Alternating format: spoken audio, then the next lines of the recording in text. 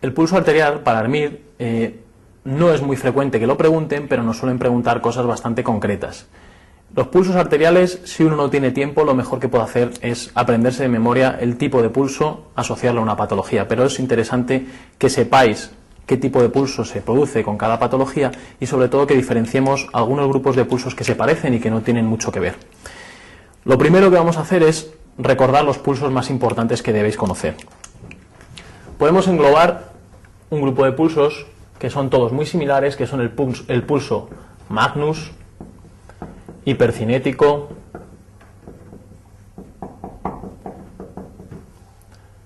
el martillo de agua,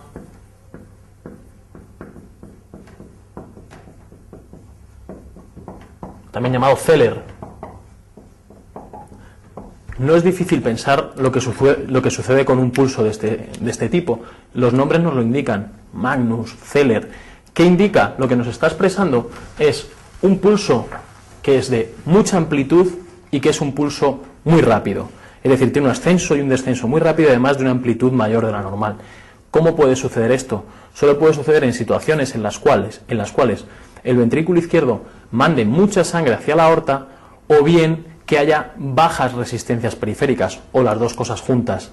Las situaciones que no son un problema de corazón y que producen este tipo de pulso son las situaciones hipercinéticas, las situaciones hiperdinámicas.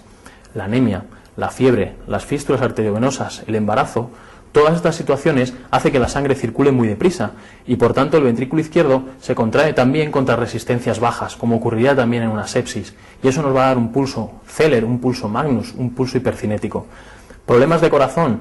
La más llamativa para tener un pulso Magnus es la insuficiencia aórtica severa. Pensad que el ventrículo izquierdo está muy lleno por lo que le viene desde la aurícula izquierda, más lo que le viene desde la aorta por el flujo que regurgita en la insuficiencia.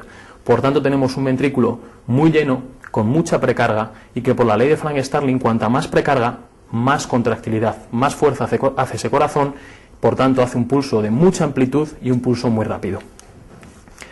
Todo lo contrario ocurre con el llamado pulso parvus tardus. Este pulso, el nombre lo dice, es un pulso pequeño y que además es más prolongado. Debéis asociarlo siempre a la estenosis aórtica. La estenosis aórtica es una obstrucción fija a la salida del ventrículo izquierdo. Cuando esa obstrucción es muy importante, cuando la estenosis es severa, ¿qué ocurre? Que el ventrículo izquierdo, por mucha fuerza que tenga, no va a poder superar bien esa obstrucción y nunca vamos a tener un pulso de amplitud normal. Por eso es pequeño, es parvus. ¿Cómo compensa el corazón si no puede hacer una amplitud normal? Alargando la sístole. Alargando la sístole tenemos el pulso tardus. Parvus tardus, estenosis aórtica severa. No podéis confundir dos grupos de pulsos que son muy semejantes y que no tienen nada que ver. Son, por un lado, el bisferiens con el dícroto. El pulso bisferiens tiene dos ondas del pulso que son sistólicas, dos ondas sistólicas y una diastólica. ¿Cómo ocurre esto? Esto ocurre solo en dos patologías, en la insuficiencia aórtica severa y en la miocardiopatía hipertrófica obstructiva. ¿Qué pasa en la insuficiencia aórtica severa? Recordad que la aorta, la arteria aorta, es elástica. Todo cuerpo elástico, cuando yo lo distiendo, lo que hace como un muelle, cuando yo estiro de ese muelle, el muelle tiende a retraerse. En la aorta pasa igual. Si yo tengo un ventrículo izquierdo muy lleno, que se contrae muy fuerte, lo que ocurre es que manda mucha sangre a esa aorta. Lo que pasa es que distiende la aorta. Entonces empezaría a mandar ese volumen de sangre y cuando la aorta reacciona y se contrae, nos daría el primer pico sistólico del pulso bisferiens. ¿Qué ocurre? Que enseguida el ventrículo supera esa resistencia elástica que tiene la aorta y daría el segundo pico sistólico. Ese es el pulso bisferiens de la insuficiencia aórtica. ¿Qué pasa con la miocardiopatía hipertrófica obstructiva? Es un corazón con mucho músculo que se contrae muy fuerte. Se empieza a contraer en la sístole, vamos teniendo la ascensión del pulso, pero ¿qué ocurre? Acordaos que el septo, el tabique, obstruye la salida del ventrículo izquierdo. Al obstruir tenemos ese primer pico sistólico, pero enseguida el ventrículo izquierdo supera esa obstrucción y tenemos la segunda onda del pulso bisferiens que ocurre en la miocardiopatía hipertrófica obstructiva. Nada que ver con el pulso dícroto.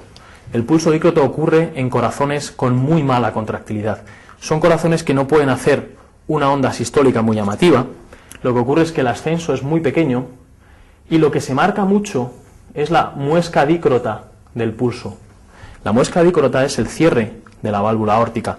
En condiciones normales, si tenemos una onda sistólica grande, normal, la muesca dícrota no se percibe mucho, pero si mi corazón se contrae mal, no puedo hacer una onda sistólica grande y se marca mucho esa onda que hace la válvula aórtica cuando se cierra. Por tanto, el pulso dícroto tiene un pico sistólico y un pico diastólico, que es la muesca dícrota. No podemos confundir el bisferiens con el dícroto. Y los otros dos pulsos que no podéis confundir son el pulso alternante con el pulso bigémino. Los dos son parecidos a la vista. Es una onda de pulso normal, una pequeña. Una normal, una pequeña. ¿Qué ocurre con el pulso alternante? El pulso alternante ocurre en corazones insuficientes, en corazones que tienen disfunción sistólica. ¿Qué sucede? Cuando el corazón se contrae poco, lógicamente va a dar una onda de pulso pequeña. En ese ciclo cardíaco, como se ha expulsado poca sangre, queda mucho volumen telesistólico.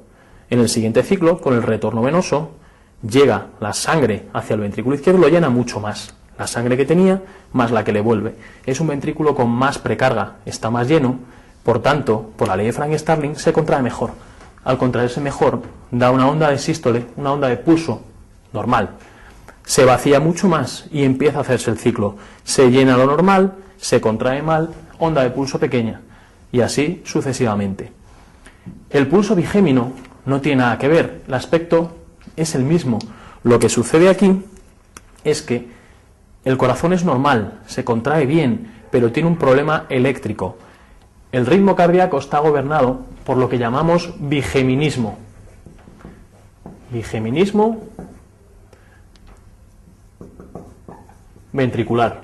¿Qué sucede? Que tenemos un latido sinusal y un extrasístole ventricular.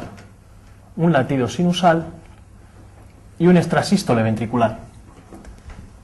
¿Con esto qué sucede? Si mi corazón es normal y me viene un latido normal, un estímulo normal, mi pulso es normal. Los extrasístoles son latidos que vienen antes de la cuenta. ¿Qué es lo que sucedería? Yo tengo mi onda de pulso normal porque mi estímulo ha sido normal, el ventrículo se empieza a llenar, pero le viene un latido antes de la cuenta, con lo cual me lleno menos. Al llenarme menos, menos precarga, menos fuerza, pulso más pequeño. Y así sucesivamente. Por último, el pulso más importante de todos es el pulso paradójico. Es el más importante porque es el que más nos han preguntado en el MIR. El pulso paradójico supone exagerar algo que nos ocurre a todos. El pulso paradójico nos dice que con la inspiración cae la presión arterial sistólica en más de 10 milímetros de mercurio. ¿Qué es lo que nos pasa a todos en condiciones normales?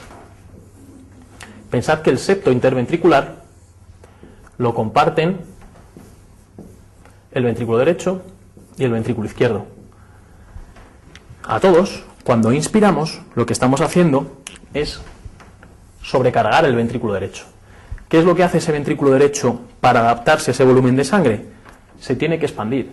Se expande hacia afuera, pero también hacia adentro, y empuja el tabique. Al empujar el tabique, el ventrículo izquierdo se llena menos. Como se llena menos, menos precarga, menos fuerza, y la tensión arterial a todos nos puede caer un poco con la inspiración, pero eso no suele ser más de 5 milímetros de mercurio o incluso ni se percibe. El pulso paradójico, la patología más característica que lo produce es el taponamiento cardíaco. El taponamiento cardíaco, tenemos un saco pericárdico lleno de líquido que está comprimiendo el corazón. ¿Qué pasa aquí? Que cuando yo inspiro, intento meter toda esa sangre en el ventrículo derecho, hacia afuera no puede, y lo que hace es empujar completamente el septo hacia el ventrículo izquierdo. Ahora limitamos mucho el llenado del ventrículo izquierdo y su sístole va a ser más pobre porque tiene mucha menos precarga y cae la presión arterial sistólica por debajo de 10 milímetros de mercurio. Por supuesto que el pulso paradójico no es exclusivo para nada del taponamiento cardíaco. Hay otras patologías que lo tienen y siempre hay que pensar en patologías que tengan comprometido el llenado del ventrículo derecho o bien patologías que lo que hagan es sobrecargar mucho ese ventrículo izquierdo, ese ventrículo derecho. Por ejemplo, un asmático severo, un EPOC severo o un tromboembolismo pulmonar severo, la clínica es de una disnea muy súbita y muy importante. Con esa disnea tan importante estamos haciendo mucho trabajo respiratorio, mucha presión negativa y mucha sobrecarga de volumen hacia las cavidades derechas, con lo cual podemos desplazar mucho el tabique y tener un pulso paradójico sin que sea un problema de corazón. Si nos vamos a las respuestas, el pulso parvus suele indicar un gasto cardíaco elevado o resistencias periféricas disminuidas. Eso es falso. Un pulso parvus tiene que ser todo lo contrario. El correcto es el 2. El bisferiens es típico de la insuficiencia aórtica severa o bien de la miocardiopatía hipertrófica obstructiva. La 3 es falsa, porque el pulso magnus no puede ser característico de situaciones hipovolémicas, todo lo contrario, es un pulso muy grande.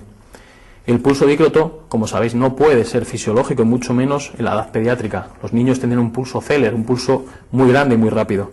Y el paradójico, como hemos dicho, no es exclusivo del taponamiento cardíaco.